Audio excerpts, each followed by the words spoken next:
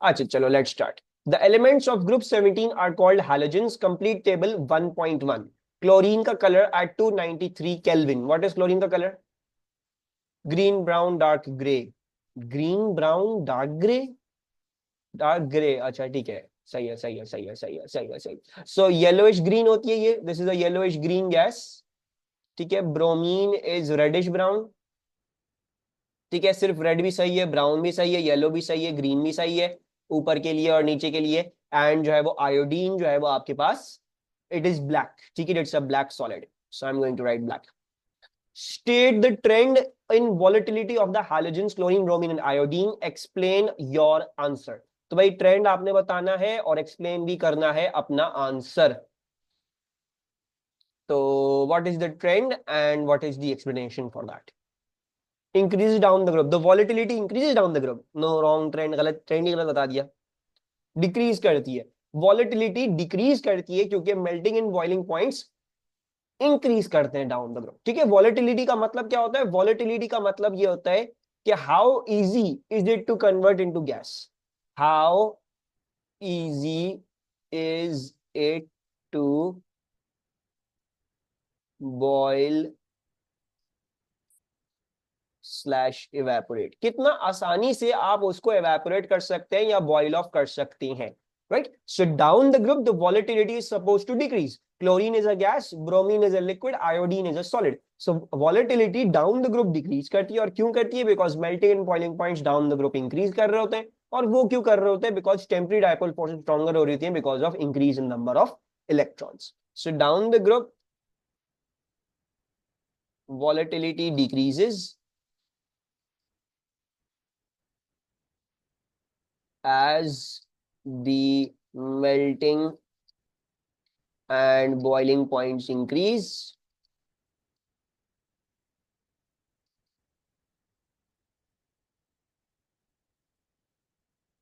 This is due to the increase in number of electrons down the group, which causes the temporary dipole forces to become stronger. Temporary dipole forces to become stronger. So more energy is required to break them, या for boiling लिख दें। ठीक है जी, एक sense बना लें। अच्छा, फिर क्या है? Iodine is made by reacting bromine with sodium iodide. Construct an ionic equation for the reaction of bromine with sodium iodide. So what is going to be the ionic equation? पहले आप अपनी sample equation बना ले, फिर उसको ionic में convert कर लीजिएगा। सो हम क्या कर रहे हैं? हम ब्रोमीन को रिएक्ट कर रहे हैं with sodium iodide. We all know क्या होगा, एक डिस्प्लेसमेंट रिएक्शन होगा। ब्रोमीन आयोडीन को रिप्लेस करके उसकी सॉल्ट में से उसकी जगह लेके आयोडीन को बाहर निकाल देगा। ठीक है, इसको बैलेंस आपकी मर्जी, आप जैसे भी करना चाहें। आप टू टू यहां पे कर सकते हैं या हाफ हाफ उनके साथ लगा दें। It's totally up to you, however you want to do that. ठीक है, और आयोनिक इक्वेशन की बात आ गई तो आप अपने आप से क्या सवाल पूछते हैं कि क्या ये चीज पानी में डिसोसिएट करती है या नहीं करती? ब्रोमीन पानी में डिसोसिएट नहीं करता। सोडियम आयोडीन यानी सोडियम आयोडाइड क्या डिसोसिएट करेगा? हाँ डिसोसिएट करेगा, 2Na+ और 2I- बन जाएगा। 2Na Br क्या पानी में डिसोसिएट करेगा? बिल्कुल करेगा, 2Na+, 2Br-। And iodine once again वो पानी में डिसोसिएट या अपना बॉन्ड नहीं तोड़ेगा। राइट, सो यस बिल्कुल ऐसा ही है। हमें जो है वो बेसिकली सोडियम को जो है वो गेट रेड करना पड़ेगा, और bromine plus 2I- will equals to 2Br- plus I2। ठीक है, इक्वेशन अगर किसी ने half Br2 plus I- half Br- plus sorry Br- plus half I2 लिखी है तो वो भी सही है। यानी टू टू अगर उसने लिखा, उसने हाफ हाफ इन दोनों से लगा दिए तो वो भी सही है, that is also correct. State the role of bromine in the reaction. Explain your answer. So what is the role of bromine? It is an oxidizing agent. Very good. It is an oxidizing agent and it is oxidizing the iodine. ठीक है, it is getting reduced। लेकिन हम इसका role क्या लिखेंगे? हम इसका role लिखेंगे ऑक्सीडाइजिंग एजेंट। बिकॉज इसने आयोडीन को -1 की स्टेट से 0 की स्टेट पे भेज दिया, इसने आयोडीन को ऑक्सीडाइज कर दिया। So bromine is acting as an oxidising agent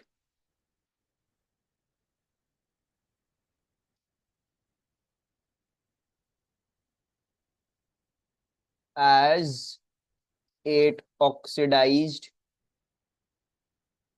iodine from -1 state या -1 to 0 ऑक्सीडेशन स्टेट। ठीक है, और ज्यादातर कोशिश क्या करें, जब भी आप ये एक्सप्लेन करना चाह रहे हैं कि इसने कैसे इसको ऑक्सीडाइज किया, कैसे इसको रिड्यूस किया, तो ऑक्सीडेशन नंबर्स का भी रेफरेंस दे दिया करें। -1 से 0 इसने आयोडीन को ऑक्सीडाइज कर दिया या खुद रिड्यूस हो गया, 0 से -1 ऐसे भी लिख सकते हैं। लेकिन बेटर, जैसे मैंने आपको बोलता है बेटर, क्योंकि उसने आयोडीन को ऑक्सीडाइज किया, तो बेटर यही है कि आप आयोडाइड के रेफरेंस से ही लिखें, आयोडीन के रेफरेंस से ही लिखें कि उसकी ऑक्सीडेशन नंबर्स ने इंक्रीज कर दिया। इसमें कोई confusion on this page? Okay जी, लेट्स जो है वो go forward. Concentrated sulfuric acid is added to separate samples containing equal amounts of NaCl, NaBr and NaI. All three samples initially react to produce the hydrogen halide. Write an equation to describe the acid-base reaction that occurs when concentrated sulfuric acid reacts with NaBr. तो जब H2SO4 react करता है NaBr के साथ, तो क्या form होता है? Na2SO4 नहीं होता, यही मिस्टेक है। यहां पे हमने स्पेसिफिकली याद रखना है कि Na2SO4 नहीं है बल्कि NaHSO4 है एंड HBr है। ठीक है, this is what is special about the acid base reaction over here. यहाँ पे जो है वो आपके पास NaHSO4 प्लस HBr बनता है। अच्छा, बाय द वे एक सवाल है मेरे पास, I don't know if you would be able to answer it or not. Why are we calling it an acid base reaction? इसमें H plus donate, H plus accept, ये कहाँ हो रहा है? What is this? ये acid base कहां से हो गया? H2SO4 gave an H plus. Very good. So H2SO4 has basically given an H plus to the bromine and it has become HBr. In fact, अगर आप देखें यहां पे हुआ क्या है, यहां पे एक्चुअली ये हुआ है कि इसने अपना एक H plus जो है वो इधर डोनेट किया, वो HBr बन गया और उसने सोडियम के साथ अपनी सॉल्ट बना ली। ये क्या है? ये एक सॉल्ट है, this is a salt, right? This is a salt, this is a salt that is sodium hydrogen sulfate की salt है ये। ठीक है, और ये आपके पास HBr रिलीज हो गया। This is basically acting as the acid and that is acting as the base. Acid reacting with base produces salt plus water. But just इस केस में क्या है, यहाँ पे जैसे क्या होता है, Na2O होता था ना, सोडियम ऑक्साइड होता था फॉर एग्जाम्पल, अल्कली, या NaOH होता था, तो यहाँ पे वो OH नहीं है, यहाँ पे Br है। तो देखो एक तरीके से वही हो गया, अगर मैं यहाँ पे OH डाल दूं तो वही है ना, H2SO4 plus NaOH equals to salt plus water। यहाँ पे OH हो जाता है H2O। सो यहाँ पे बस फर्क इस बात का है, यहाँ पे क्योंकि OH नहीं है तो बस हम Br के साथ करें। सो एक H plus डोनेट हुआ है बेसिकली। तो H2SO4 has gone to NHSO4 by giving H plus to the bromine। अच्छा, दूसरा सवाल मेरा आपसे ये है कि H2SO4, हाउ टू प्रेजेंट, दूसरा सवाल मेरा आपसे ये है कि H2SO4 की यहाँ पे कॉन्जुगेट बेस है, क्या नाम है उस कॉन्जुगेट बेस का?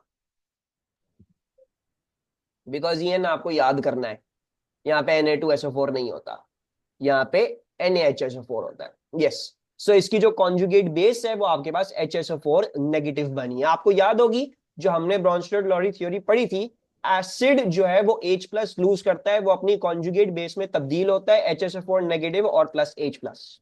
सो बेसिकली यहाँ पे यही हुआ है, H2SO4 HSO4 नेगेटिव में तब्दील हुआ है जो Na के साथ रिएक्ट कर गया, और ये जो है वो ब्रोमीन के साथ रिएक्ट कर गया, right? So yes, the acid has behaved as an acid, released its H plus and converted into its conjugate base over here. अच्छा, deduce which sodium halide, NaCl, NaBr or NaI produces the largest percentage yield of hydrogen halide when concentrated sulfuric acid is used. Explain your answer by considering the relative reactivity of the halide ions as reducing agents. तो very good. सो आपके पास जो sodium halide है जिसने सबसे ज्यादा hydrogen halide बनाया होगा वो होगा आपका sodium chloride. Why sodium chloride? Because sodium chloride जब HCl बनाता है, HCl does not further take place या take part in further redox reactions. तो जितनी भी HCl रिलीज होगी वो फर्दर रिडॉक्स रिएक्शंस नहीं देगी, लेकिन अगर हम बात करते हैं फॉर एग्जाम्पल आपके HBr और HI के, वो H2SO4 के साथ फर्दर रिडॉक्स रिएक्शंस आपको प्रोवाइड करेंगे और इसको फर्दर रिड्यूस कर करके आपके सल्फर को उसको डिफरेंट स्टेट्स में ले जाएंगे and in the process use up होके वो आयोडीन या ब्रोमीन बन जाएंगे, राइट। सो फॉर एग्जाम्पल आपको अगर सोडियम आयोडाइड का फॉर एग्जाम्पल डिस्कस कर लेते हैं, सोडियम आयोडाइड H2SO4 से रिएक्ट करता है तो क्या बनता है, NaHSO4 बनता है और plus HI, right. No problem क्या है, अगर हम क्लोराइड का देखते हैं, क्लोराइड का यहीं पे स्टॉप कर जाता है, वो उसके आगे कुछ और नहीं करता। लेकिन आयोडाइड के साथ मसला क्या है, वो फर्दर H2SO4 को रिड्यूस कर सकता है और बहुत सारी चीजों में। For example one of the things is SO2 plus I2 plus H2O। ये होता है, तो होता क्या है बेसिकली, वो hydrogen halide completely use up हो जाता है। यानी यूज अप कंप्लीटली नहीं, मतलब जो भी है, जो भी बन रहा होगा वो फर्दर रिएक्शन करके वो यूज अप हो रहा है एक तरीके से, और वो आयोडीन वेपर में तब्दील हो रहा है। इसी तरह ब्रोमीन के साथ भी होगा, वो भी ब्रोमीन वेपर में या ब्रोमीन लिक्विड में तब्दील हो जाएगा, right. So that is why the largest percentage is going to be of sodium chloride, and the reason for that is because the reducing ability degree increases down the group, so it is going to react further, the bromides and the iodides are going to react further and get used up, ठीक है। So let's say that the reducing ability increases down the group, so Br minus and I minus will take part, yeah, will reduce H2SO4 and get used up in the process। एक second में इसका answer marks ही में से check कर लूं। Sodium chloride HCl is not, okay जी, हाँ सही है, ठीक है, सही लिखा हमने। Reducing agents are the ions in the compound, not the whole compound. Reducing agents are these things. यहाँ पे जो HI में ये I-1 है, ये reducing agent है, और जो तुम्हारा HBr में जो ये है Br-1 वो reducing agent है, ठीक है। वो डायरेक्ट सोडियम आयोडाइड से रिड्यूस नहीं मार सकता। सोडियम आयोडाइड में भी आयोडाइड आयंस प्रेजेंट है, सोडियम ब्रोमाइड में भी ब्रोमाइड आयंस प्रेजेंट है, लेकिन वहां पे वो आयनिक बॉन्ड इतना स्ट्रांग होता है, तो most probably that is by उधर से फॉरन से, उधर से नहीं कर रहा वो उसको डायरेक्ट रिड्यूस, पहले वो एसिड बेस करता है, HI बन जाता है, और फिर उसके बाद वो अब टेक पार्ट करता है इन द रिडॉक्स रिएक्शंस, क्योंकि फिर अब इतनी बॉन्ड एनर्जी नहीं होगी, सिंपल एक कोवलेंट बॉन्ड होगा, सिंपल कोवलेंट मॉलिक्यूल है, तो अब वो वहां से थोड़ा सा फीजिबल रहता है, तो फिर उसको वो रिड्यूस करना शुरू करेगा, राइट। सो बेसिकली जो आपके Cl2 है, Br2 है और I2 है, these are oxidizing agents, these are oxidizing agents, और इनकी oxidizing ability decreases down the low, क्योंकि इनका एटॉमिक रेडियस बढ़ता चला जाता है, तो फिर इनके लिए बहुत मुश्किल हो जाता है इलेक्ट्रॉन्स को गेन करना, और इलेक्ट्रॉन्स हैंड वाते गेन कर रहे होंगे तो खुद रिड्यूस हो जाएंगे, right. So they are going to as oxidizing agents. और अगर हम हेलाइड आयंस की बात करेंगे, तो halide ions act as reducing agents, क्योंकि वो जो है वो उनके पास एक इजाफी इलेक्ट्रॉन है जो उनका खुद का नहीं है, वो किसी और से छीन के लेके आए हैं, तो वो फिर किसी को दे सकते हैं और वापस से अपने एलिमेंटल फॉर्म में कन्वर्ट हो सकते हैं। They act as reducing agents, और रिड्यूसिंग एबिलिटी इनकी इंक्रीज करती है डाउन द रोड, तो इंक्रीज करती है डाउन द ग्रुप, ठीक है। और क्यों करती है, बिकॉज इनका एटॉमिक रेडियस बहुत ज्यादा बड़ा हो जाता है, तो फिर बहुत आसानी से ये इलेक्ट्रॉन लूज करके किसी और चीज को रिड्यूस कर सकते हैं और खुद ऑक्सीडाइज हो सकते हैं in the process. Any confusion in this question?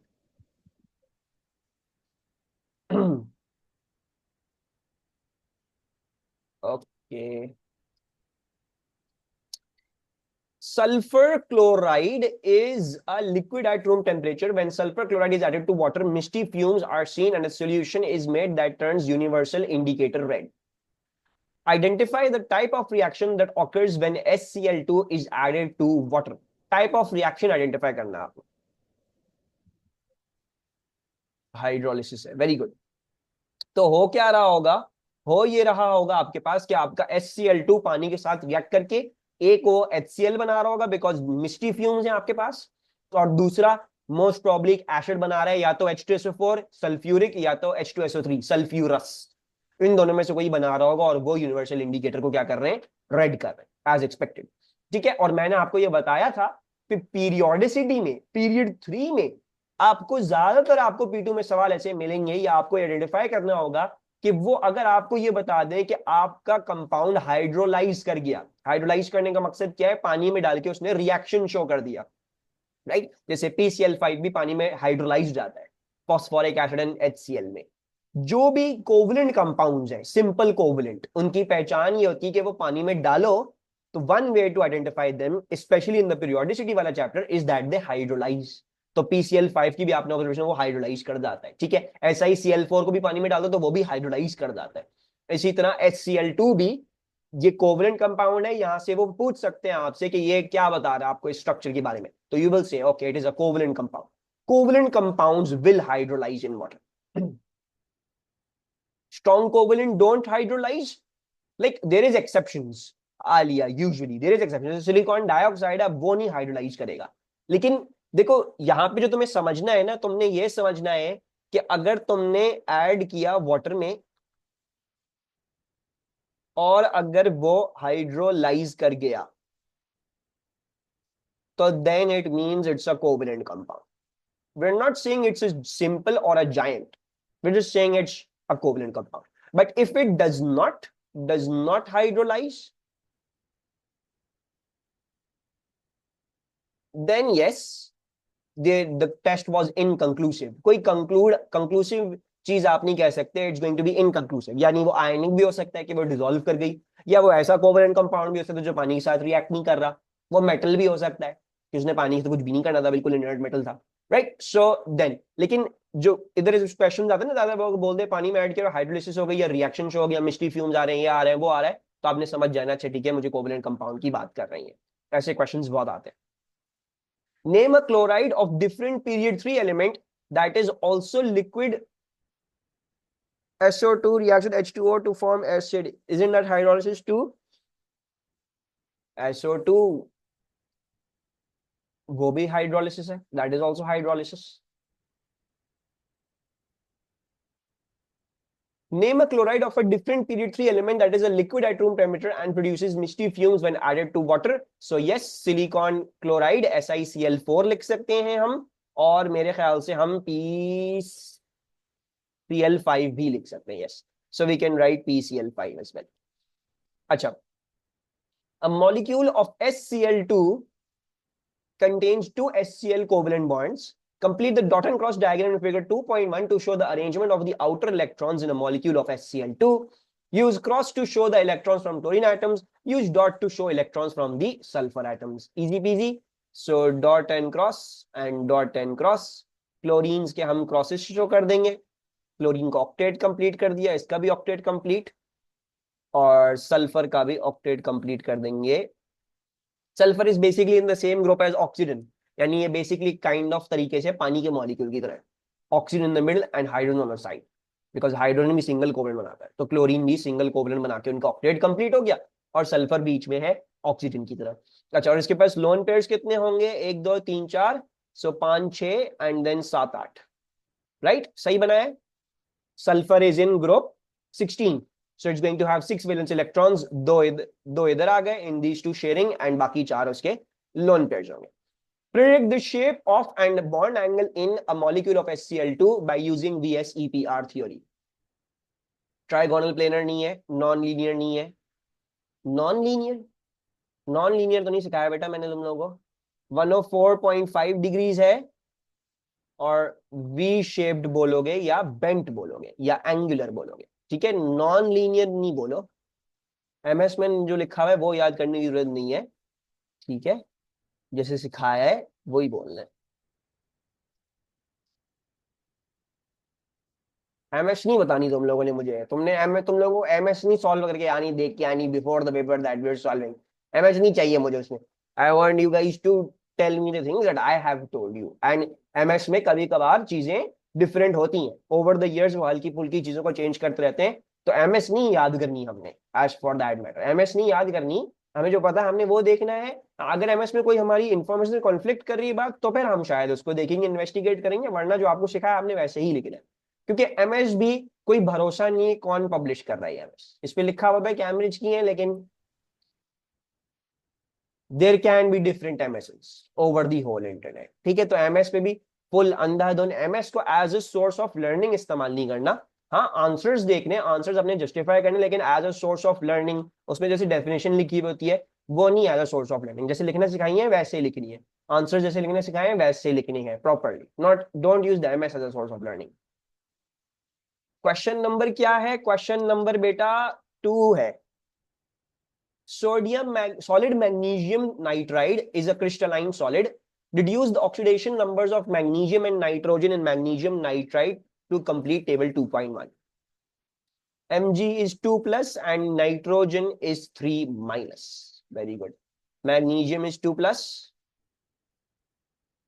and nitrogen is 3 minus. ठीक है, अच्छा ये कैसे कर रहे हैं हम? एक तो आपको ये पता है कि ग्रुप 2 वाले मेटल्स हमेशा 2 प्लस में होते हैं, तो आप ऐसे भी कर सकते हैं कि आप मैग्नीशियम का 2 कह लें, यानी 3 टाइम्स 2, और नाइट्रोजन का 2x करके इक्वल्स टू 0 कर दें, तो आपके पास आ जाएगा खुद ब खुद कि x इक्वल्स टू +3, सॉरी -3। ऐसे भी कर सकते हैं, वरना बिल्कुल अपनी लॉजिक भी फॉलो कर सकते हैं। ग्रुप 15 में होता है नाइट्रोजन, तो वो -3 की स्टेट में होगा, और मैग्नीशियम जो है वो 2 में होता है तो वो, वरना आप ये भी कर सकते हैं कि आप इसको वापस शिफ्ट करके इधर ले जाएं तो ये -3 बन जाएगा, और वापस शिफ्ट करके इसको इधर ले आए तो +2 बन जाएगा। ठीक है, by the way this shifting only works for ionic compounds. ठीक है, तो जो कंपाउंड आयोनिक होता है सिर्फ उसके लिए वर्क करता है, कोवलेंट कंपाउंड्स के लिए वर्क नहीं करती है शिफ्टिंग। 3 का माइनस उसके आगे भी लगा सकते हैं। हाँ सॉरी, एक मिस्टेक मुझसे ये हो गई है, नहीं बल्कि यहाँ पे वो एक्सेप्टेड है। ज्यादातर वैसे ऑक्सीडेशन स्टेट्स में ना, ऑक्सीडेशन स्टेट्स में आगे लगाया जाता है, ऑक्सीडेशन स्टेट्स में आगे लगाया जाता है साइन, और जब आप चार्ज देना चाहोगे तो चार्ज में पीछे लगाया जाता है साइन। ज्यादातर ये रूल फॉलो होता है, बट इट्स ओके, आप चार्ज आगे पीछे कर देंगे, इतना कोई मसले की बात नहीं होगी, बट चार्ज आपका प्रॉपर जगह पे होना चाहिए, चार्ज होना चाहिए लाजमी। क्या हुआ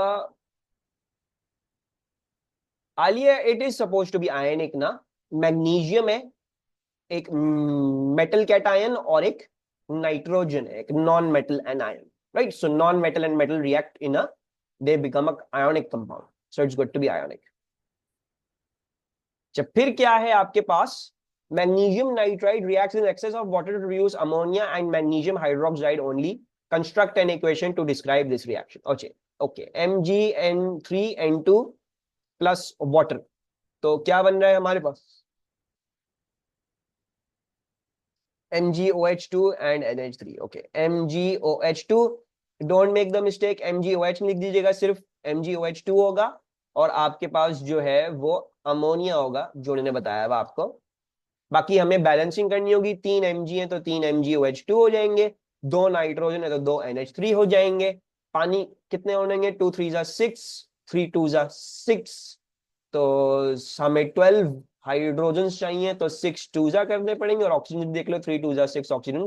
सो this is the balancing that is required. Explain why the solution produced in reaction C2 has a pH greater than 7. Refer to the products of the reaction in your answer.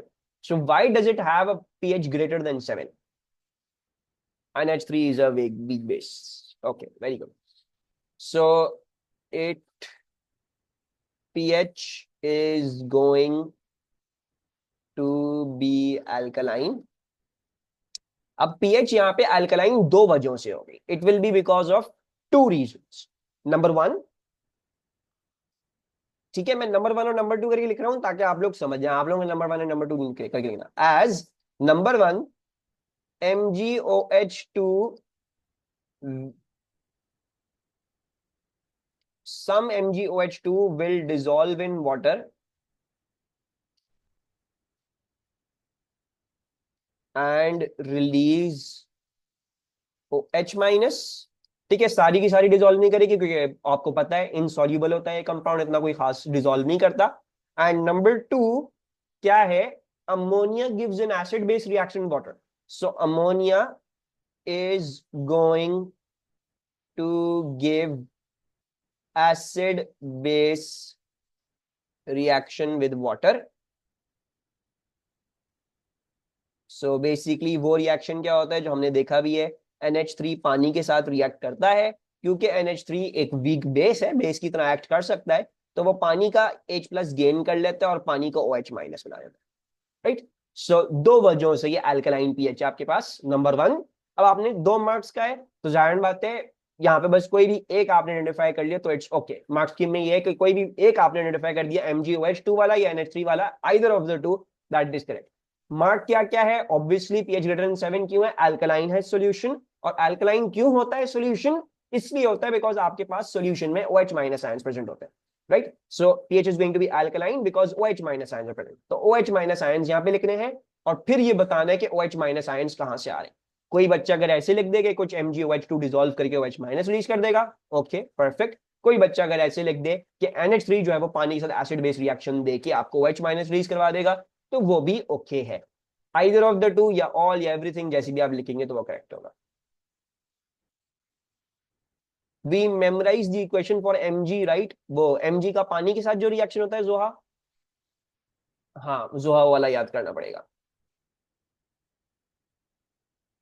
Ammonia is a weak base. Yes, ammonia is a weak base. It is accepting the H plus of water and converting into NH4 plus and converting it to OH minus ion. Ammonia is a weak base. Ammonium ion is acidic. Yes. Alia depends on the question really. ऐसी तो नहीं बोल सकता मैं क्या होगा क्या नहीं होगा. Yes, Rosen ज्यादा होती है. Boron nitride is a white solid that melts above 2900 degrees Celsius. Figure 2.2 shows part of the lattice structure of a crystal of boron nitride. तो बोरॉन और नाइट्रोजन एटम है, इनके बीच में जो है वो आपके पास वैन डर वाल्स फोर्सेस हैं और आपके पास यहाँ पे कोवलेंट बॉन्ड्स हैं, awfully similar to the structure of, किसका स्ट्रक्चर ऐसा होता है जो हमने पढ़ा हुआ है, ग्राफाइट का होता है, ठीक है। सो ग्राफाइट में भी आपके पास यूं शीट्स होती हैं हेक्सागोनल और वो एक दूसरे के साथ कनेक्टेड होती हैं by van der Waals forces, ठीक है। Use figure 2.2 to deduce the empirical formula of boron nitride. So how do we identify the empirical formula for boron nitride? It's very easy. आप ये देखेंगे कि ये एक बोरॉन का एटम कितने नाइट्रोजन के साथ कनेक्टेड है और एक नाइट्रोजन का एटम कितने बोरॉन्स के साथ कनेक्टेड है, ठीक है। Let's do that.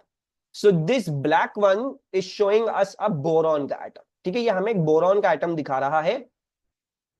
सो हमें क्या नजर आ रहा है, हमें नजर आ रहा है कि एक बोरॉन का atom 1 2 3, it is connected to 3 nitrogens. So one boron is connected to 3 nitrogens और दूसरा एक नाइट्रोजन कितने बोरॉन्स के साथ कनेक्टेड है, एक नाइट्रोजन 1 2 3 बोरॉन्स के साथ कनेक्टेड है, right. So on basis of that, one boron is connected to nitrogen, यानी 3 boron और 3 ये, so it is going to cancel out. तो your ratio is going to be 1:1 and from there you can deduce कि भाई ठीक है मेरा जो empirical formula है वो क्या है, वो Bn है। जैसे मैंने आपको सिलिकॉन डाइऑक्साइड का बताया था, अब सिलिकॉन डाइऑक्साइड में क्या होता है, सिलिकॉन डाइऑक्साइड में भी यही चीज होती है ना कि silicon is tetrahedrally bonded to 4 oxygens, वो 4 ऑक्सीजन के साथ बॉन्डेड होती है, हमें पता है वो टेट्राहीड्रल अरेंजमेंट फॉलो करती है। और ऑक्सीजन सिलिकॉन कितने सिलिकॉन के साथ बॉन्डेड होती है, oxygen is bonded to 2 silicons, 1 oxygen is bonded to 2 silicons. तो वो अगर आप इसका सिंपलेस्ट रेशियो ले लेंगे तो इस तरीके से आपके पास फॉर्मूला आ जाता है SiO2। तो ये जितने भी ऐसे वाले स्ट्रक्चर हैं जायंट कोवलेंट वाले, इनका फॉर्मूला कैसे आता है, इनका फॉर्मूला ऐसे आता है कि यार ठीक है ये वाली चीज किसके साथ बॉन्डेड है और ये वाली कितनी के साथ बॉन्डेड है, एक। तो फिर उसके हिसाब से आप रेशियो लेके अपना फॉर्मूला निकाल सकते हैं। इसमें Bn आ गया, सिलिकॉन का फॉर एग्जांपल जैसे SiO2 आ जाता है, ठीक है। ये क्लियर हुआ, समझ में आया, किसी को कोई कंफ्यूजन इधर? अच्छा जी, फिर क्या है, suggest the identity of another crystalline structure that had atoms similar to boron nitride. तो या तो हमने डिस्कस कर लिया, it is going to be graphite, ठीक है। ग्राफीन नहीं होगा या जो है वो नैनो ट्यूब्स नहीं होंगी, ग्राफाइट होगा, क्योंकि ग्राफीन एक सिंगल शीट होती है, तो ग्राफीन नहीं लिख दीजिएगा, सिर्फ और सिर्फ ग्राफाइट ही है यहाँ पे आंसर, मल्टीपल शीट्स है आपके पास। डिफाइन ले शैटेलियर्स प्रिंसिपल, व्हाट इज ले शैटेलियर्स principal?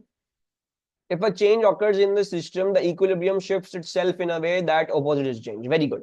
So if we change the conditions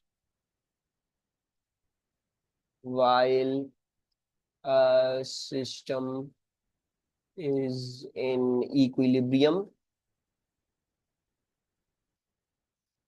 the equilibrium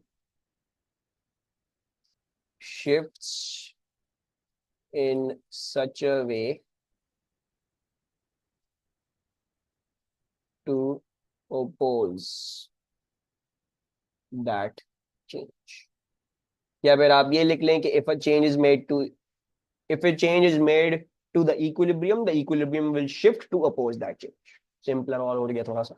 So if a change is made to an equilibrium, the equilibrium shifts to oppose that change. जो भी करोगे उसका हमेशा उल्टा होगा. In simple Urdu words.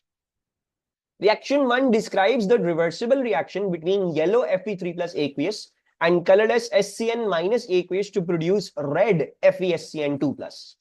ये yellow है, ये colorless है, ये red है. A mixture of Fe3 plus SCN minus and FeSCN2 plus is at equilibrium at 20 degrees Celsius. The temperature of this mixture is then increased to 50 degrees Celsius. They have given you that delta H is minus x kilojoules per mole. Value नहीं बताई, लेकिन ये जरूर बता दिए कि minus है वो. And allowed to reach equilibrium. Deduce the changes that occur, if any, in the equilibrium mixture at 50 degrees Celsius compared to the equilibrium mixture at 20 degrees Celsius. तो अगर मैं 50 डिग्री सेल्सियस कर दूंगा तो चेंज इन अपीयरेंस क्या होगी हमारे solution की? It's going to become more yellow according to Neil. Walia Walia ऐसा थप्पड़ खाओगी मुझसे. It's going to become more yellow. Why is it going to become more yellow? Because the forward reaction is exo. क्योंकि forward reaction एक्सो है, इसका मतलब क्या हुआ? इसका मतलब है बैकवर्ड रिएक्शन एंडो है. आपका बैकवर्ड वाला जो रिएक्शन है वो एंडो है. तो अगर आप टेम्परेचर को इंक्रीज करेंगे, अगर आप यहां से यहां टेम्परेचर को इंक्रीज करेंगे, तो ले शैटेलियर्स प्रिंसिपल कहता है कि टेम्परेचर इंक्रीज नहीं कर सकते, टेम्परेचर को डिक्रीज करो वापसी. तो डिक्रीज करने के लिए क्या करना पड़ेगा? एंडो वाला रिएक्शन आपको ज्यादा करना पड़ेगा. तो इसका मतलब है आपका इक्विलिब्रियम किस तरफ शिफ्ट कर जाएगा? लेफ्ट हैंड साइड पे शिफ्ट कर जाएगा. और जब वो लेफ्ट हैंड साइड पे शिफ्ट करेगा तो सॉल्यूशन आपका ज्यादा येलो हो जाएगा. ये लिखें कि मोर येलो, या फिर ये लिखें लेस रेड. मोर येलो या फिर लेस रेड या paler red. So we are going to say change in appearance is going to be, it becomes more yellow because the equilibrium is shifting towards the left hand side. But it shifts to right, then it gets in equilibrium again. Yes, Alia, but equilibrium में अब जो है, अब नया equilibrium establish हुआ है, पुराना वाला equilibrium establish नहीं हुआ. समझ रही है बात को? आपका शिफ्ट हो गया, लेकिन अब जो equilibrium है वो नया establish हुआ है. It's no longer the older वाला equilibrium, क्योंकि तुमने कंडीशन चेंज कर दी, तो अब वो लेफ्ट हैंड साइड वाला रिएक्शन ज्यादा हो रहा होगा. The equilibrium has shifted towards the left hand side and eventually आपके पास जो प्रोडक्ट्स ये वाली जो चीजें हैं ये ज्यादा बनेंगी, तो आपका सॉल्यूशन देयरफॉर येलो हो जाएगा. तो इक्विलिब्रियम दोबारा से तो एस्टैब्लिश हो रहा है आलिया, लेकिन नया एस्टैब्लिश हो रहा है, वो पुराना वाला एस्टैब्लिश नहीं हो रहा. और इस नए वाले में अब इनकी चीजें, इनकी कॉन्सेंट्रेशन ज्यादा बढ़ी हुई होंगी बिकॉज एंडोथर्मिक वाला रिएक्शन ज्यादा हो रहा है. Then change in relative concentration of FeSCN2 plus aqueous. So what is going to be the change in concentration? It will be lower. Very good. So it decreases. Decrease होगी या lower लिख दें, whatever you want to write. ठीक है. और जो है नहीं, change बोला हुआ है, sorry my bad. नहीं बस सही है, डिक्रीज सही है. अच्छा, और जो है वो हम क्या करेंगे? KC के अंदर क्या चेंज आएगा? What will be the change in the KC की value? KC will also decrease. KC भी आपकी डिक्रीज कर जाएगी. अब KC क्यों डिक्रीज कर रही है? Because KC क्या होती है? KC is basically concentration of products divided by the concentration of reactants. और मैंने आपको बताया था कि केसी और केपी सिर्फ और सिर्फ एक चीज के साथ चेंज करेंगे और वो टेम्परेचर है, राइट। सो टेम्परेचर अभी चेंज हुआ है तो केसी भी चेंज करेगी। अब कैसे चेंज करेगी? क्योंकि आपका इक्विलिब्रियम लेफ्ट हैंड साइड पे शिफ्ट हुआ है, आपकी रिएक्टेंट्स की कॉन्सेंट्रेशन बढ़ गई है, प्रोडक्ट्स की कॉन्सेंट्रेशन गिर गई है, right. So what is going to happen to the Kc? अगर रिएक्टेंट्स कहते हैं बाहर से देख लोगे तो क्या हो गया? Inverse relationship, Kc should decrease. Products कहते हैं बाहर से देख लो डायरेक्ट प्रोपोर्शन में, तो डिक्रीज और डिक्रीज, बिल्कुल सही लाइन आपका रहा है। सो केसी की वैल्यू भी क्या हो जाएगी? डिक्रीज कर जाएगी, लोअर हो जाएगी। Any confusion over here? और ये याद रखना, केसी और केपी टेम्परेचर की वजह से सिर्फ और सिर्फ चेंज करेंगे, और किसी चीज की वजह से नहीं। तो यहाँ पे टेम्परेचर चेंज हुआ है जब ही हम देख रहे हैं, अगर और कुछ होता तो मैं नहीं देखता, मैं नहीं देखता कि क्या होता क्या नहीं होता उससे। But why can't we look at it with relation with temperature?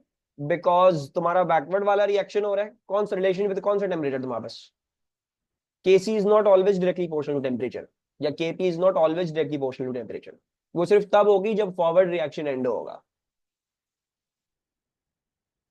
Okay.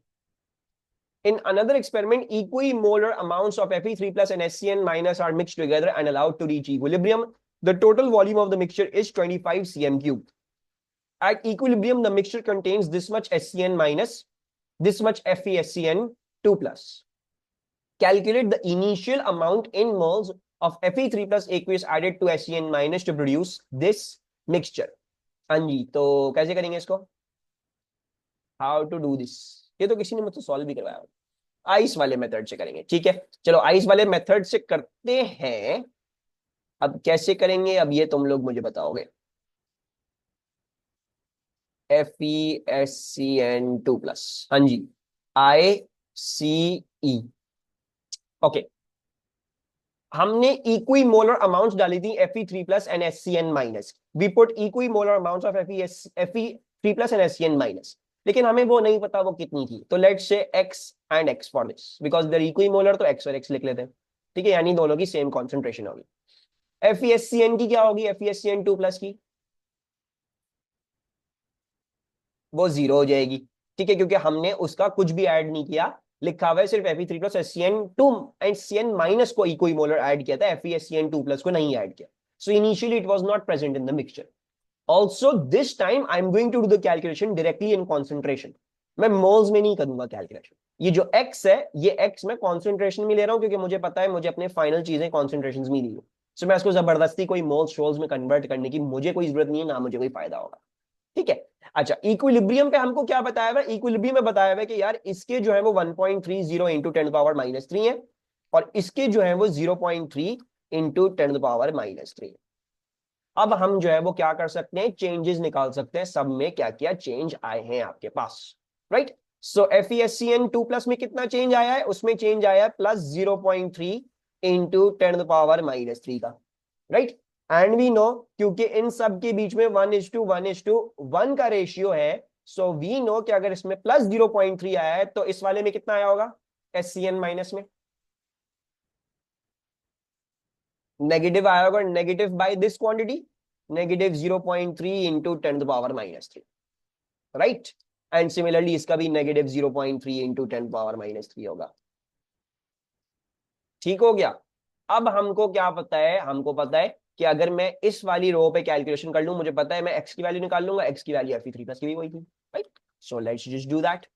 So I know x में अगर मैं माइनस 0.3 इंटू 10⁻³ करूंगा तो क्या वैल्यू आएगी? 1.30 इंटू 10⁻³ सो क्या करना है? Basically 1.30 into 10⁻³ plus 0.3 into 10⁻³ which is working out to be a 1.6 into 10⁻³ right? Any confusions?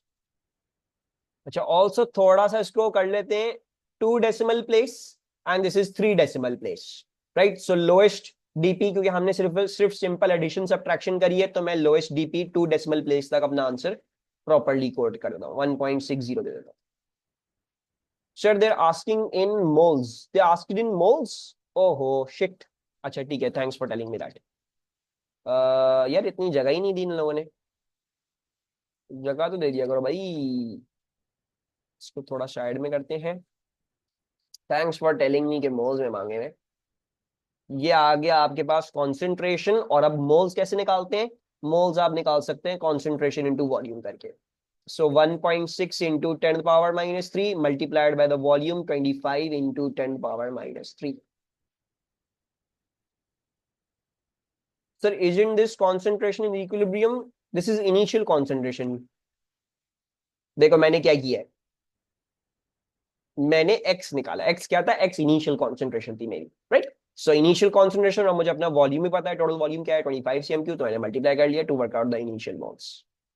So 4 into 10 power -5, 4 into 10 power -5 moles. कितना करना है अब इसको राउंड ऑफ? 3 सिग्निफिकेंट, तो इसको 3 सिग्निफिकेंट कर लेते हैं, 4.00 इंटू 10 पावर-5। ये आ गया हमारे पास आंसर।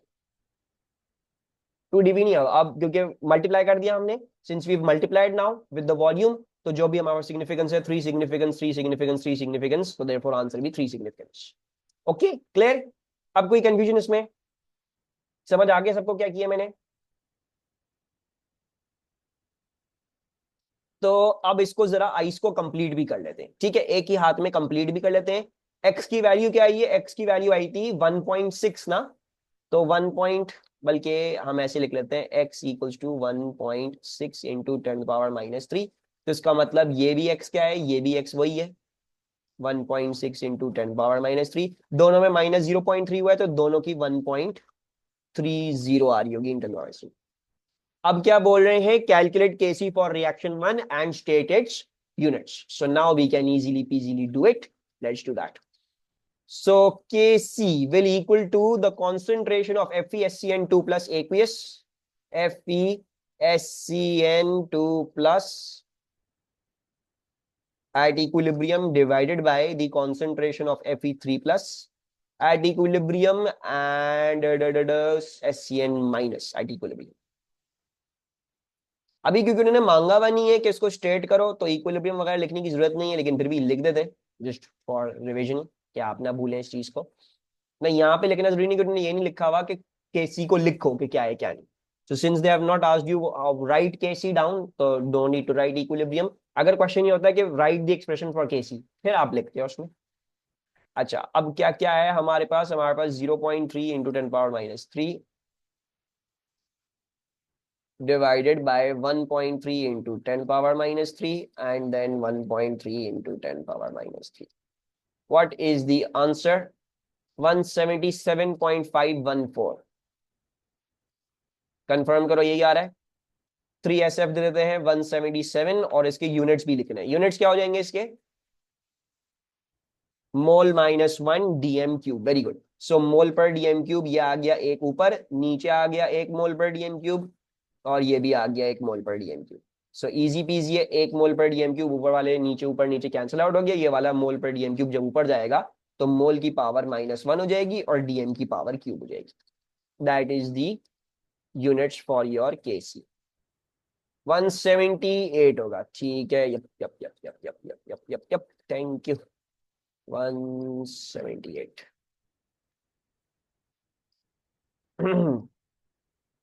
सही है। कोई कंफ्यूजन इसमें? कितना टाइम रह गया है? 15 मिनट है। कितने क्वेश्चन हैं और इसमें? 4 5 6। 4 seems like a small question.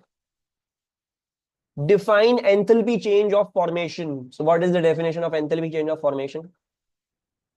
1 mole of compound made from its constituent elements under standard conditions. Very good. So it is the energy change one, the enthalpy change when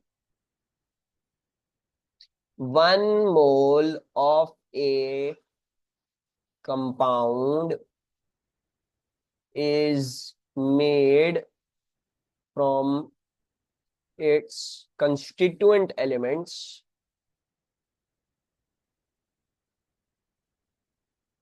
under standard conditions. So the enthalpy change when one mole of a compound is made from its constituent elements under standard conditions. Yes, you need to write constituent. Amount of energy released or absorbed भी लिख सकते हैं जी, बिल्कुल लिख सकते हैं। Molo again or loss of energy when one molar product formed from very good run the begin one molar command ठीक है very good सबने सही लिखा है ठीक है iron is made from iron 3 oxide is heat iron is made when iron 3 oxide is heated with carbon monoxide as shown by reaction 2 reaction 2 ये है Fe2O3 plus CO2Fe plus CO2 table 4.1 shows the enthalpy change of formation data measured at 298 Kelvin. Complete table 4.1 by adding equations with relevant state symbols to represent the formation of Fe2O3, the formation of CO. So let's write the formations. So Fe2O3 हमें पता है कि हमें जो है वो Fe और O2 को रिएक्ट करना पड़ेगा और क्या फॉर्म करना पड़ेगा Fe2O3 फॉर्म करना पड़ेगा राइट जाहिरन बात है हम 1 मोल ऑफ अ कंपाउंड ही रखेंगे हम उसको चेंज नहीं करेंगे we need to keep that in so बाकी हमें बैलेंसिंग ऐड करनी पड़ेगी 2Fe and then 3/2 O2 and बाकी गैसियस ये हो जाएगा ये वाला सॉलिड हो जाएगा और Fe2O3 भी एक आयनिक कंपाउंड है तो उसको भी हम सॉलिड लिख देंगे कार्बन मोनोऑक्साइड की क्या हो जाएगी CO 1 मोल फॉर्म होगा from carbon graphite plus half O2 very good so carbon solid भी लिख सकते हो कार्बन ग्रेफाइट स्टेट में भी लिख सकते हो प्लस ऑक्सीजन गैस और इस ऑक्सीजन को हमें क्या करना पड़ेगा हाफ करना पड़ जाएगा यप और कार्बन मोनोऑक्साइड भी गैस है और तो कुछ नहीं रह गया हमारा no let's move onwards use the data in table 4.1 to calculate the enthalpy change of reaction in kilojoules per mole for reaction 2 show your working क्या करना है हेस साइकिल लगानी है तो हेस साइकिल जल्दी से हम लगा लेते हैं Fe2O3 3CO 2Fe 3CO2 अच्छा जी ये आ गया सारी फॉर्मेशन की डाटा दी हुई है तो नीचे क्या लिखेंगे नीचे हम अपने एलिमेंट्स लिख देंगे आयरन लिख देते हैं ऑक्सीजन लिख देते हैं कार्बन लिख देते हैं ठीक है यहां से हम ये बनाएंगे और यहां से हम ये भी बनाएंगे left hand side of the arrow क्या हो जाएगा 1 mole of Fe2O3 formed and 3 moles of CO formed so 1 times formation enthalpy of Fe2O3 and 3 times formation enthalpy of CO ठीक है और सिमिलरली 2Fe हमने 2Fe बनाए तो इसकी क्या लेंगे हम 2Fe की 0 होगी बिकॉज एलिमेंट्स की कोई भी फॉर्मेशन नहीं होती है सो वो हमें ऊपर भी नहीं मिलेगी ना हमें लेने की जरूरत है हम 3 CO2 की यहाँ पे फॉर्मेशन ले लेंगे सो 3 times delta HF of CO2 ठीक है अच्छा रिवर्स कौन सा एरो करना पड़ेगा रिवर्स ये वाला एरो करना पड़ेगा ये वाला एरो करना पड़ेगा लेफ्ट और राइट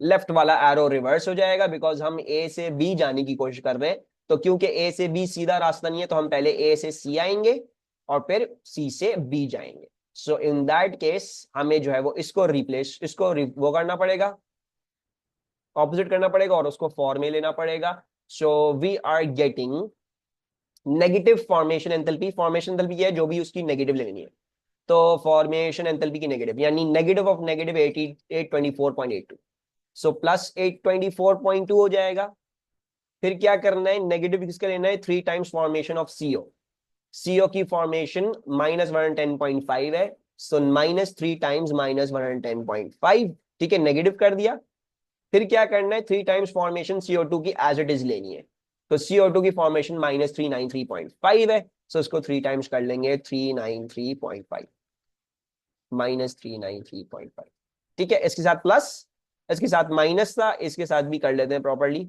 इसको -1 टाइम्स लिया इस वाली वैल्यू को so that is what you are getting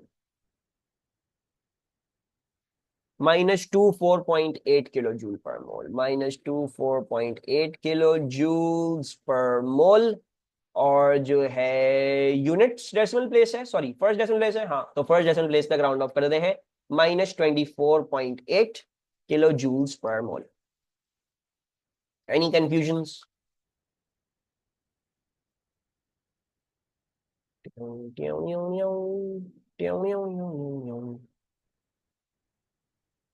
When to look at DP and when to look for SF?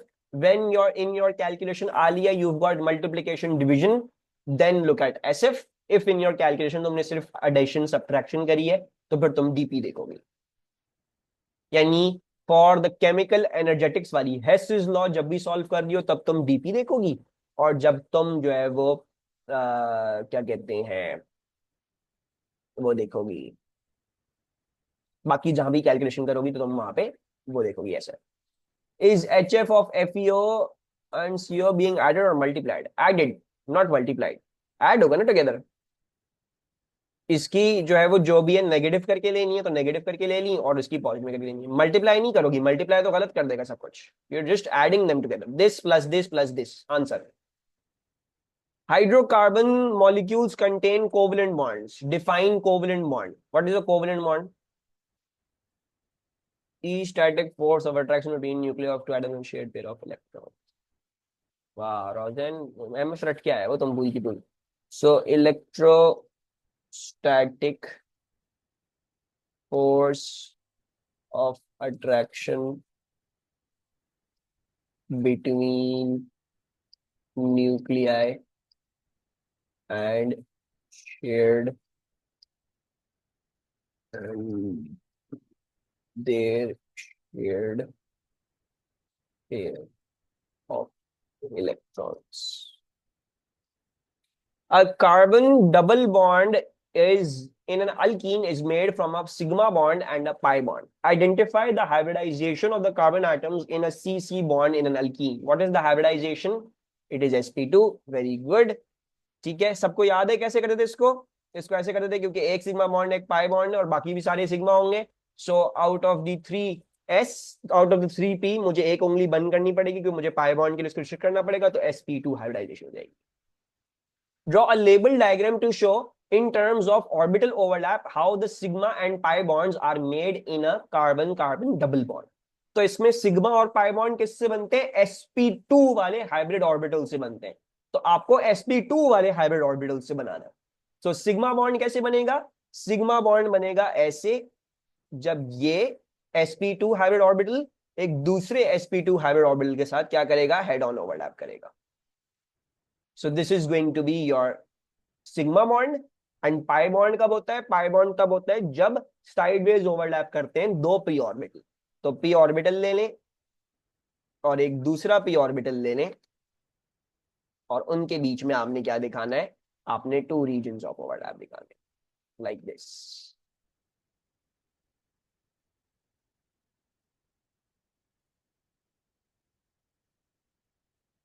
Sir pi bond को लैटरल ओवरलैप भी कर सकता हूं? लैटरल पता नहीं, आई हैव नो आइडिया। इतना सोचने का मेरा दिल नहीं चाह रहा। Region of overlap, and there are two regions of overlap. Regions, yeah, two regions like that, two regions of overlap. Any confusions over here? यहाँ पे अगर किसी ने s ऑर्बिटल्स के बीच में दिखाया है ओवरलैप, दैट इज रॉन्ग। किसी ने ऊपर में सिग्मा बॉन्ड बनाते हुए उसने सिर्फ p ऑर्बिटल्स के बीच में हेड ऑन ओवरलैप दिखा दिया, यानी उसका एक लोब छोटा एक लोब बड़ा अगर नहीं है तो वो भी रॉन्ग है। यहाँ पे sp करते हैं तो एक लोब छोटा एक लोब बड़ा होगा और वो हेड ऑन ओवरलैप करके सिग्मा बॉन्ड बनाएंगे, और यहाँ पे p कर रहे होंगे तो यहाँ पे दोनों लोब्स इक्वल होंगे और वो साइडवेज ओवरलैप कर रहे होंगे। देयर इज नो अदर, क्या कहते हैं, साइडवेज। इसको कहते हैं हेड ऑन ओवरलैप, और इसको कहते हैं sideways overlap. There is no other answer that is correct. ठीक है जी, no other answer that is correct. Sir hybridisation identify कैसे करते हैं? How is sp orbital shaped? sp orbital ऐसा होता है कि आपका जो एक s होता है वो एक p के साथ कंबाइन करता है। तो उसमें होता क्या है आलिया, उसमें ये होता है कि जब वो s और वो p कंबाइन करते हैं ना, तो एक लोब बड़ा हो जाता है एक लोब छोटा रह जाता है। It's like this, this is the shape of an sp hybrid orbital. अच्छा, और हाइब्रिडाइजेशन आइडेंटिफाई ऐसे करते हैं ईएन कि तुमने ये देखना है मैंने कितने पाई बॉन्ड बनाने हैं। तुम्हें पता है कार्बन के अंदर एक एस होता है और 3 पी होते हैं। अगर तुमने एक पाई बॉन्ड बनाना है तो एक उंगली बंद कर दोगे, sp2 हाइब्रिडाइजेशन। अगर तुमने कोई भी पाई बॉन्ड नहीं बनाना तो कोई भी उंगलियां नहीं बंद करोगे, sp3 हाइब्रिडाइजेशन। और अगर तुम्हें दो पाई बॉन्ड बनाने तो दो उंगलियां बंद करोगे तो एस और पी हाइब्रिडाइजेशन, बस ऐसे करना होता है। एक उंगली एस के लिए, तीन उंगलियां पी के लिए। जितने पाई बॉन्ड है उतनी उंगलियां पी की बंद कर लो, उसके हिसाब से आइडेंटिफाई कर लो कौन सी हाइब्रिडाइजेशन। इलेक्ट्रॉन सराउंडिंग से भी कर सकते सर, कर सकते हैं इलेक्ट्रॉन सराउंडिंग से। ये वाला, लेकिन ना ये वाला मेथड कहीं कहीं फेल करता है। रुको मेरे दिमाग में कोई एग्जांपल आएगी, मैं बताऊंगा। बेंजीन का बताओ, अगले साल पढ़ोगे तुम बेंजीन का, तुम पता लगेगा अच्छी तरह। Sir if this is gonna be, if this gonna be same for SP, SP का सिग्मा बॉन्ड। हाँ, एसपी का जो शेप होता है ना, चाहे वो एसपी हो या चाहे वो sp2 हो या जो sp3 हो, sp sp2 sp3, ये नाम क्या है, ये उसकी हाइब्रिडाइजेशन के है। ठीक है, जब भी एक s और p हाइब्रिडाइज करते हैं तो वो ऐसी शक्ल का ही बनता है, कुछ एक बड़ा लोब एक छोटा लोब। तो ये sp2 का मैं बोलूं तब भी उसका हाइब्रिड ऑर्बिटल ऐसे ही बनेगा, sp3 का भी ऐसे ही बनेगा, sp का भी ऐसे ही बनेगा, सबका ऐसे ही बनता है, एक बड़ा लोब एक छोटा लोब, जब भी s और p हाइब्रिडाइज करेंगे together. In electrophilic reactions involving alkenes, the pi bond of C double bond C is broken. Suggest one difference between the sigma and pi bonds that explains why the pi bond is broken in electrophilic addition reaction involving alkenes. Sigma is strong and pi is weak. But why is that so? ऐसा क्या होता है कि sigma stronger होता है और पाई weaker होता है? पाई हैज हाई इलेक्ट्रॉन डेंसिटी। वाह नहीं बेटा, above internuclear axis and along internuclear axis. Very good. So sigma bonds are strong as their electron density lies along internuclear axis,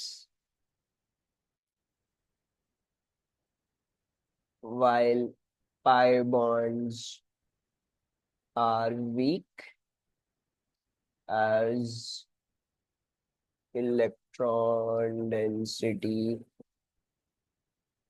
lies above and below internuclear axis.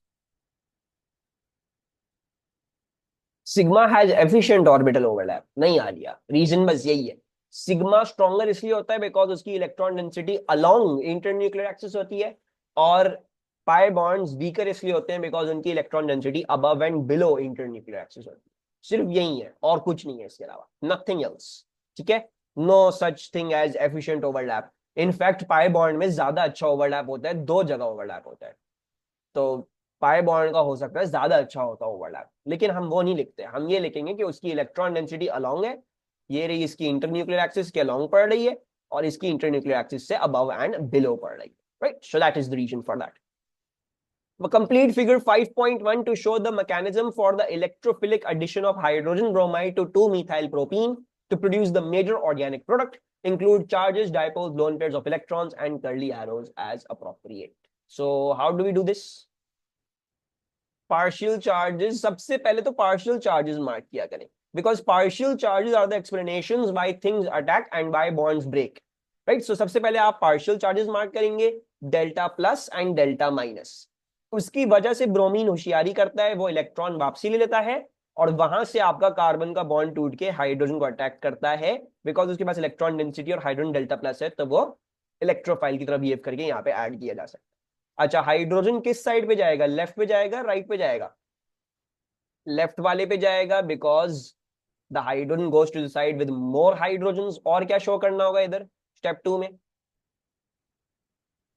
Carbocation, okay carbocation show कर दिया, और bromine with negative charge, so bromine with a negative charge, right? सही है, और कुछ? Lone pair भी दिखाना होगा, सो हमें लोन पेयर भी दिखाना होगा, और इसके अलावा बस? बस नहीं बेटा, ये भी तो जाके अब अटैक करेगा अपनी मर्जी से, बस सो ये भी अब जाके जो है वो कार्बन को अटैक करेगा और अब फाइनली जाके ये भी यहाँ पे जुड़ जाएगा। ठीक है, सो एच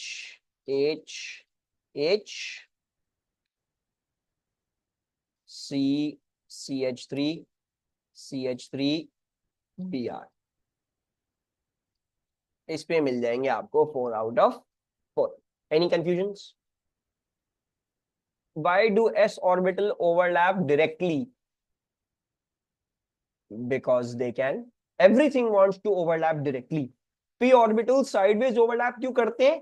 क्योंकि जब एक सिग्मा बॉन्ड बन जाता है ना, तब मजीद हेड ऑन ओवरलैप्स नहीं हो सकते, उसके बाद तमाम के तमाम जो है वो साइडवेज ओवरलैप्स होंगे।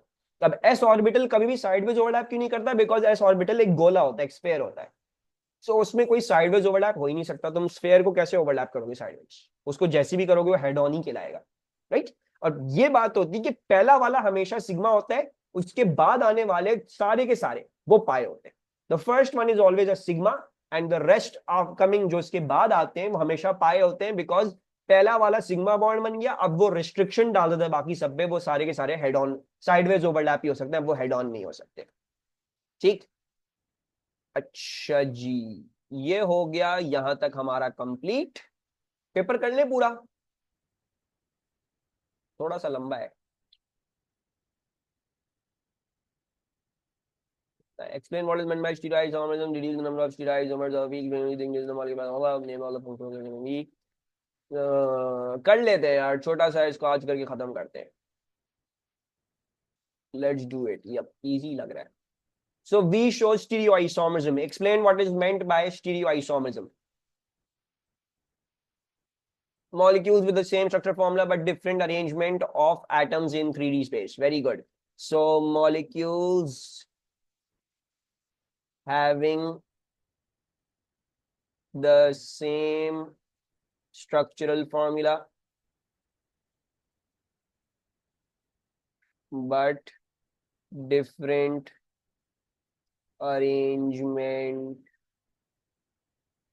of atoms in 3D space. फिर क्या बोला भाई? Deduce the number of isomers of V,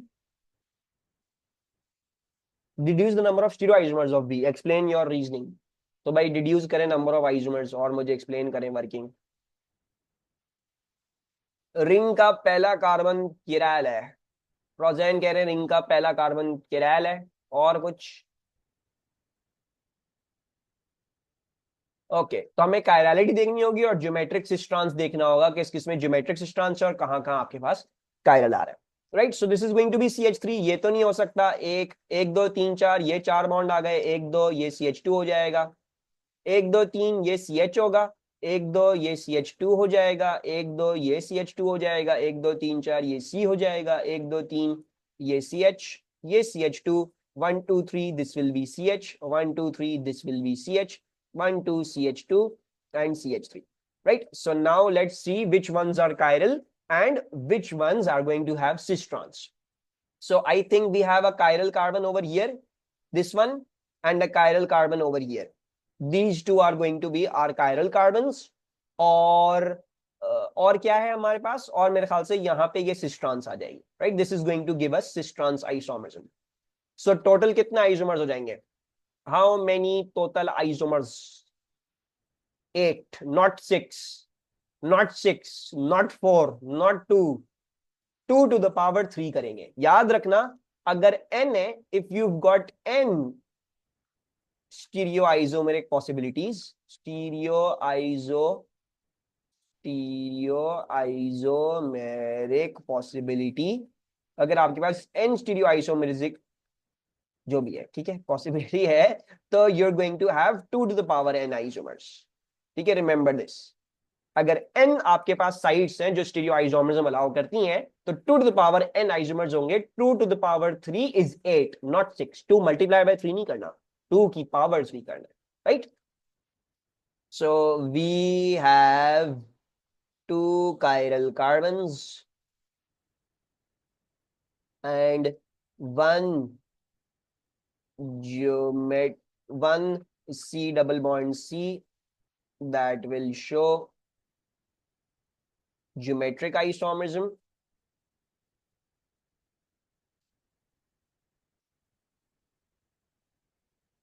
So total isomers will be 2 to the power 3 equals to 8. Sir chiral double bond differently नहीं करेंगे, वन डबल बॉन्ड तो वो 2 हो जाएगा, एंड 2 कायरल तो वो 4 हो जाएंगे, और 4 मल्टीप्लाइड बाय 2 कर दो 8 हो जाएगा। 4 प्लस 2 क्यों करोगे मेरे, 4 मल्टीप्लाई बाय 2 करो ना।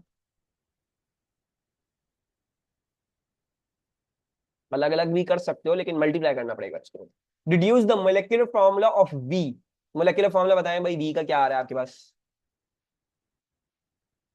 1 2 3 4 5 6 7 8 9 10 11 12 13। C13, C13 है, H20 है। ओके जी। 3 2 5 2 7 8 10 11 13 14 15 17 20 बिल्कुल सही है। H20 है। ऑक्सीजन कितने हैं, 1 2 3 O3 है। Very good. So C13H20O3, C13H20O3।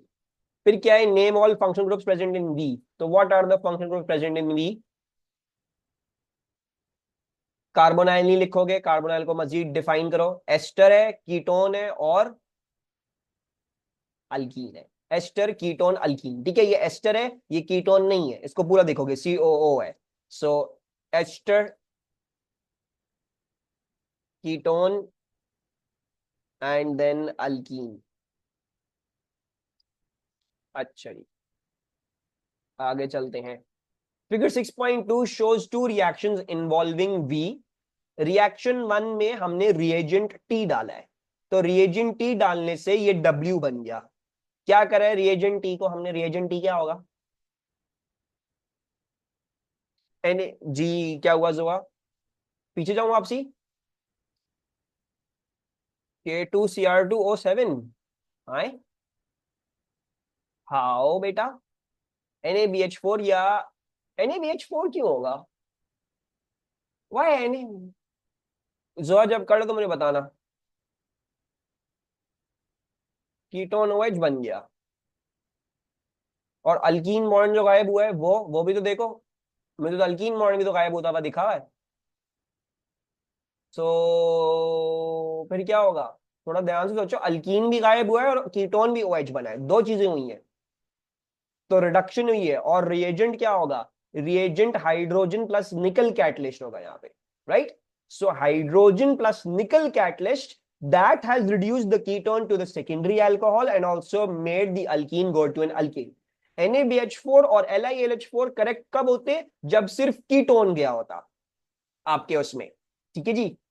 LiLH4 या NaBH4 तब सही होते हैं जब आपके पास कीटोन गया होता सेकेंडरी अल्कोहल में, लेकिन यहाँ पे अल्कीन भी कन्वर्ट हुआ है, तो आपने ऐसा रिएजेंट बताना है जो दोनों कर रहा है, ठीक है। अच्छा, so reagent T is H2 plus nickel catalyst, ठीक है। Identify the role of reagent T for each function group that reacts in reaction 1। It is acting as a reducing agent। Alkyne को भी रिड्यूस कर दिया alkane में, और ketone को भी रिड्यूस कर दिया सेकेंडरी अल्कोहल में। तो रिड्यूसिंग एजेंट, और फिर क्या है रिएजेंट U क्या है, यस यस मिनाइल, वो भी रिड्यूस हो जाता है। Do we need to mention कि reducing agent for alkene and ketone, नहीं, बस आइडेंटिफाई द रोल लिखा है उसने, तो बस मैंने रिड्यूसिंग एजेंट लिख दिया, दैट्स ऑल। रिएजेंट 2 में क्या हुआ है, रिएजेंट 2 में आपके पास अल्कीन वैसा का वैसा छोड़ दिया, आपने कीटोन को OH में तब्दील कर दिया। अब ये NaBH4 होगा या LiLH4 इन ड्राई ईथर होगा, तो NaBH4 लिख लें या फिर LiAlH4 इन ड्राई ईथर लिख लें। जिन्होंने LiLH4 या मार्क्सी नहीं लिखा हुआ, लेकिन होगा, वो भी आंसर होगा। अच्छा, क्योंकि एस्टर है तो कार्बोक्सिलिक एसिड होता तो फिर मैं कहता, लेकिन नहीं है। Both function groups in one molecule of Y react with an inorganic reagent to form one molecule of Q and one molecule of methanol as shown in figure 6.3। So both function groups in one molecule of Y, Y में दो function groups हैं, एक ester एक ketone, they react with an inorganic reagent, inorganic reagent organic family से belong नहीं करता, एक molecule of Q बनता है और एक मॉलिक्यूल ऑफ मीथानॉल बनता है। सो कोई ना कोई आपके पास यहां पे रिएक्शन हो रहा होगा। अच्छा, हमारी स्पेक्यूलेशन क्या है? हमारी स्पेक्यूलेशन ये है कि यहां से एस्टर बॉन्ड टूटा है जिसकी वजह से CH3OH आया आपके पास, this is going to be your CH3OH, right? और जो है वो अब इसके साथ कैसे रिएक्ट करा है ये नहीं पता, बिकॉज आई डोंट थिंक हमारे कोर्स में ऐसा कोई कंपाउंड है जो एस्टर और कीटोन के साथ साइमल्टेनियसली रिएक्ट कर सके। तो बहरहाल आगे देखते हैं, अगर उन्होंने पूछा हुआ होगा तो देख लेंगे क्या हो रहा है क्या नहीं हो रहा, लेकिन हमें ये तो पता है कि एस्टर हाइड्रोलाइज हुआ है, CH3OH वरना रिलीज नहीं हो सकता था, और कीटोन को क्या हुआ है वो देखना पड़ेगा क्या हुआ।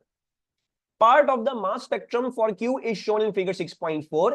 Only peaks with Me greater than 198 are shown. Calculate the relative abundance X of the peak at Me 201. Show your working. तो हमने जो है वो इसकी रिलेटिव अबंडेंस निकालनी है इस X की। कैसे निकालेंगे? 1:100 वाला वो लगाएंगे, वो वाला अपना 1.1n/100 वाला। अच्छा, अब जो है ये करने से पहले हमने ये देखना है कि हमारे पास Y में कितने कार्बन थे। Y के अंदर हमारे पास 13 कार्बन थे। We had 13 carbon over here, या 13 कार्बन थे टोटल, हमने पहले गिने हुए थे तो वही थे 13 कार्बन। उसमें से अब यहां पे कितने रह गए होंगे? यहाँ पे 12 कार्बन रह गए होंगे, और ये जो है वो आपका एक कार्बन बाहर निकल गया उसमें से, राइट? सो 12 कार्बन होंगे हमारी n की value. So let's do that. So m/m+1 peak जो होती है आपके पास, इसकी 100 दी हुई है, तो इसका मतलब m वाली 100 है और m+1 वाली क्या हो जाएगी? 1.1 टाइम्स 12 हो जाएगी, राइट? सो 1.1 टाइम्स 12 कर ले, मुझे इसका आंसर बता दें क्या आ रही है इसकी वैल्यू। समझ आया सबको ये? 1.1 टाइम्स 12 13.2। कोई कंफ्यूजन है इसमें तो बता दो, मैं एक्सप्लेन कर दूंगा। जी जोआ, यू डोंट गेट इट? देखो, part of the mass spectrum of Q is shown in figure 6.4. Only peaks greater than 198 are shown. तो आपको 198 से जो बड़ी वाली दिखाई गई है वो बस 200 और 201 है, इसके अलावा और कोई नहीं है, right? So this means this must be the m peak and this must be the m+1 peak, right? अच्छा, अब तुम्हें पता है m/m+1 की जो रेशियो होती है वो क्या होती है? 100:1.1n होती है ना? m peak की ऑलरेडी प्रोवाइडेड है कि 100 है, it's already given to you that it is 100, it is already been scaled to 100। तो इसका मतलब है m+1 की क्या आएगी? m+1 की 1.1n होगी, 1.1 multiplied by the number of carbons in Q। अब Q में कितने कार्बन हैं? Y में थे 13 कार्बन, उसमें से आपने एक मीथेनॉल बाहर निकाल दिया एस्टर को हाइड्रोलाइज करके, तो इसका मतलब बाकी पीछे कितने रहे होंगे? बाकी आपके पास 12 कार्बन रह गए होंगे। सो 1.1 times 12 is going to give me this value, जो मेरी इसकी abundance होगी m+1 वाली। yes, n is always number of carbons. When do we measure their lengths and find percentage abundance? When they say they've given you a scaled diagram. जब आपको scale diagram दी हुई हो तब आप करते हैं। खदीजा, आपको अब समझ में आ गया? ओके जी, 13.2 आ गया। Q contains only hydroxyl functional groups. उसमें सिर्फ और सिर्फ हाइड्रोक्साइल वाले फंक्शनल ग्रुप्स प्रेजेंट हैं।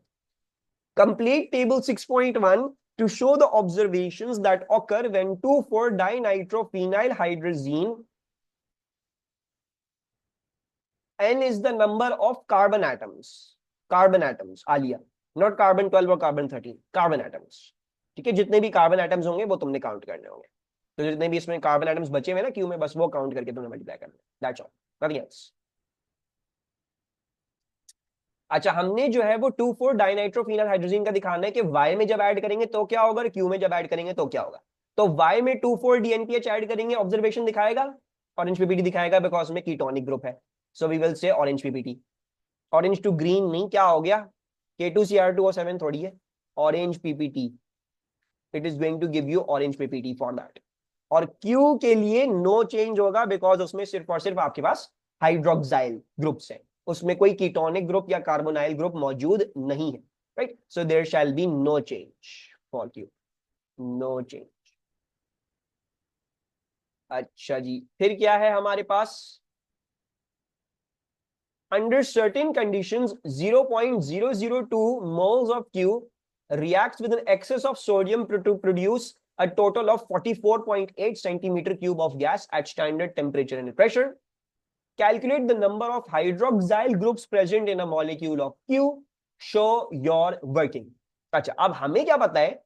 हमें पता है कि अगर हमारे पास हाइड्रोक्साइल का ग्रुप होता है, चाहे वो कार्बोक्सिलिक एसिड में हो या चाहे वो आपके पास अल्कोहल में हो, carboxylic acid plus sodium gives you COONA and releases half H2. And similarly, alcohol का भी OH reacts with sodium and gives you ONA and releases half H2. यानी जब भी हमारे पास OH रिएक्ट करता है with sodium, तो हमारे पास क्या बनता है? हमारे पास ONA बनता है और half H2 बनती है. We get half hydrogen, right? सो अब हमने क्या करना है? हमने निकालने कितने नंबर ऑफ हाइड्रोक्साइल ग्रुप्स हमारे पास प्रेजेंट है. So they're saying 44.8 centimetre cube of gas बनी at standard temperature and pressure. So let's first of all work out the moles of hydrogen. So 44.8 divide by क्या करूंगा? 24,000 cm3, राइट? So that, वैसे standard temperature pressure पे ना कुछ और होती है value, but I am hoping के हमारे पास हमें सही आ जाएगा. 22,400 होती है. अच्छा, वो होती है, लेकिन अभी हम इसका कैलकुलेशन 1.866 इंटू 3 हो जाता है. ये आ गए आपके पास moles of hydrogen, right? You gotten these many moles of hydrogen. It's given in the end, दिया हुआ एंड में. Okay, let's see. हाँ, ये दिया हुआ सही है. Very good. So molar volume of gas, it is 22.4 dm cube at STP. Standard temperature pressure पे 22.4 है. चलो एक काम करते हैं, इसको 22.4 से 1000 से डिवाइड कर लेते हैं. सो 22,400 से डिवाइड करके बताओ वैल्यू क्या आ रही है. मैंने पता नहीं कब ये चेंज किया, पता नहीं चला. 2 into 10 to power -3. So 2 into 10 to power -3. अच्छा, अब जो है इसका मतलब है 0.002 आ रहा है आपके पास, राइट? अच्छा, now what you know 0.002 moles of Q reacted with sodium and produced 0.002 moles of hydrogen gas. ठीक है. अच्छा, अब हमें ये समझना है कि यार अगर मेरे पास 1 मोल ऑफ OH होता, तो 1 मोल ऑफ OH अगर मेरे पास होता तो मुझे कितने मोल्स मिलते हाइड्रोजन के? 0.5 हाइड्रोजन के मोल्स मिलते, राइट? तो हाँ, ऐसा से कर लो या ऐसे कर लो कि, एक सेकेंड दो, मैं इसको अगर ऐसे कर लूँ 0.002 को मल्टीप्लाई बाय 2 कर लूँ, यानी 0.004 ऐसे कर लेते हैं. इस तरह मेरे ख्याल से. अच्छा, अगर मेरे पास 0.002 मोल्स हाइड्रोजन गैस की प्रोड्यूस हुए हैं, तो इसका मतलब मेरे पास हाइड्रोक्सी आयंस कितने हैं? मल्टीप्लाई बाय 2 करना पड़ेगा. मेरे पास ये 0.004 मौजूद है. I have got a 0.004 amount of OH in my structure, right? और अब मुझे पता है कि Q में क्या था. मैंने Q के जो मोल्स लिए थे वो 0.002 लिए थे, लेकिन इन 0.002 में कितने OH प्रेजेंट है? 0.004 OH प्रेजेंट है. या तो यूं लिख लो या तो ऐसे लिख लो. ऐसे लिख लो कि भाई Q के जो मैंने मोल्स लिए थे टू OH, वो मैंने लिए थे 0.002, लेकिन OH मेरे पास आ गए हैं 0.004. And then you can work out the simplest ratio. ये बन जाएगा 2:4 and then 1:2, right? So therefore 1 molecule of Q contains 2 OH groups. आपके पास एक मॉलिक्यूल ऑफ Q के अंदर क्या है? 2 OH ग्रुप्स प्रेजेंट है. कैसे किया? दोबारा से देख लो. मोल्स ऑफ हाइड्रोजन निकाल लिए. मुझे पता है अगर मेरे पास 0.002 मोल्स ऑफ हाइड्रोजन आ रहे हैं, तो इसका मतलब 0.004 मोल्स ऑफ OH के ग्रुप्स होंगे. 0.004 मोल्स ऑफ OH के ग्रुप्स आ गए. अब मुझे देखना है Q में कितने होंगे. तो मुझे पता है Q के मैंने इतने मोल्स लिए, OH ग्रुप्स के मोल्स इतने आ गए. बैलेंस सिंपलेस्ट रेशियो निकाल लो. Q का अगर मैं 1 मोल लूंगा तो OH के मेरे पास 2 मोल्स आ जाएंगे. सो 1 Q contains 2 OH groups. How do you do ratio? Simplest ratio लगाया, कुछ भी नहीं किया. देखो, Q इज टू OH, सही है. तुमने ये निकाल ली कि यार देखो 0.002 इज टू 0.004 है, ये तुम निकाल चुके हो. अब तुम्हें बेसिकली निकालना क्या है, एक लॉजिकली सुनो, तुम्हें ये निकालना है कि यार अगर मेरे पास एक क्यू है तो उसमें कितने OH, यही करना है। So I need to basically convert this number into one. कैसे करूंगा कन्वर्ट इनटू वन? 0.002 से डिवाइड कर दूंगा, इसको भी 0.002 से डिवाइड कर दूंगा। तो ये क्या बन जाएगा, ये बन जाएगा वन, और ये क्या बन जाएगा, ये बन जाएगा टू। तो तुम्हें मिल गया कि अच्छा एक क्यू के अंदर मेरे पास दो OH है। We can also take OH:H2 ratio, वही तो करके निकाला पहले। 0.002 से 0.004 निकाले OH और H2 का रेशियो करके। अब OH और Q में निकाल रहे हो कि Q के अगर 0.002 दिए हुए थे और OH 0.004 आ रहा है, इसका मतलब एक Q के अंदर दो OH होंगे, twice the amount of OH in one Q। अगर एक होता तो फिर 0.002 होते ना OH। If Q had one OH, it would have come out to be 0.002. If there is two, then obviously 0.004. अगर तीन है तो फिर 0.006 आते। मतलब जो भी आता है उसके फिर मल्टीप्लाई करके वो आपके पास वैल्यू आ जाती ना। समझ आ गया सबको ये? Number of hydroxyl groups present is 2। Use table 6.2 to describe and explain two differences between the infrared spectrum of Y and Q in the region above 1500 per centimeter। हाँ जी, तो क्या डिफरेंसेस होंगे? वेरी इजी टू डू, बहुत आसान है, let's just do it quick. हाँ जी, तो मेरे ख्याल से दो चीजें फर्क होंगी सिर्फ और सिर्फ। एक तो ये होगा कि क्यू के अंदर सी डबल बॉन्डो वाली एब्जॉर्प्शन आ रही होंगी, because Q has got C double bond O, यानी 1700 पे हमें क्यू में एब्जॉर्प्शन मिले, सॉरी वाई में हमें सी डबल बॉन्डो वाली एब्जॉर्प्शन मिलेंगी, बिकॉज सी डबल बॉन्डो इसमें है। और क्यू में एक भी सी डबल बॉन्डो नहीं है, उसके तमाम के तमाम ग्रुप्स हाइड्रोक्साइल ग्रुप्स बन रहे, right? So we will get C double bond O absorption over here, we will not get C double bond O absorption over here. दूसरा, इसमें कोई OH ग्रुप नहीं है लेकिन इसमें OH ग्रुप्स प्रेजेंट है, तो हम क्या लिख देंगे? We will see absorptions for the OH group over here and no absorptions for the OH group over here. That's all that we have to write. So आपकी MS में भी यही लिखा हुआ है कि Y will have absorptions at 1700 due to C double bond O, Q will not, and Q will have absorption at 3200 to 3600 due to OH, whereas Y will not। ठीक है, Y के अंदर क्योंकि वेस्टर है तो इसमें OH नहीं होगा। सर अल्कलाइन आयोडीन जो होता है, it oxidises ethanol to carboxylic acid. It's not carboxyl, या इट इज कार्बोक्सिलिक एसिड, हाँ कार्बोक्सिलिक एसिड होता है वो, या कार्बोक्सिलेट सॉल्ट समझ लो। वो कार्बोक्सिलिक एसिड रिएक्ट कर सकता है with sodium hydroxide and convert into carboxylate salt. और जो मेरा 25,000 नहीं है, 2500 है। Any confusion in this? Ester की तो कोई पीक ही नहीं होती। 1500 से ऊपर का पूछा हुआ है बेटा, 1500 से ऊपर एस्टर की पीक नजर भी नहीं आएगी तुम्हें। क्लियर? तो बस आज की क्लास यहीं में खत्म करते हैं।